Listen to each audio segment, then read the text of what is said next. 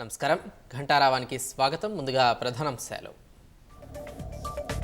Constable Nagamani హత్య కేసులో దర్యాప్తు ముమ్మరం. పోలీసుల అదుపులో నిందితుడు పరమేష్.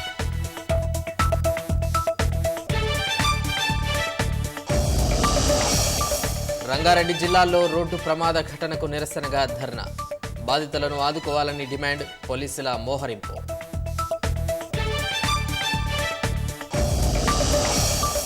జోగులాంబ గద్వాల జిల్లాలో పచ్చని పల్లెలపై కాలుష్యం కాటు. పరిశ్రమ వదులుతున్న వ్యర్థాలతో ప్రజలంతా ఉక్కిరిబిక్కిరి.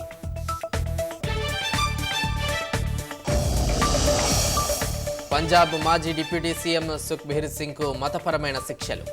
గురుద్వారాలో పాత్రలు మరుగుదొడ్లు శుభ్రం చేయాలని ఆదేశం. పెద్ద ఎత్తున సీహాక్ హెలికాప్టర్ విడిభాగాలు కొనున్న భారత్. విక్రయానికి యుఎస్ ఆమోదం. పటిష్టం కానున్న సముద్ర నిఘా.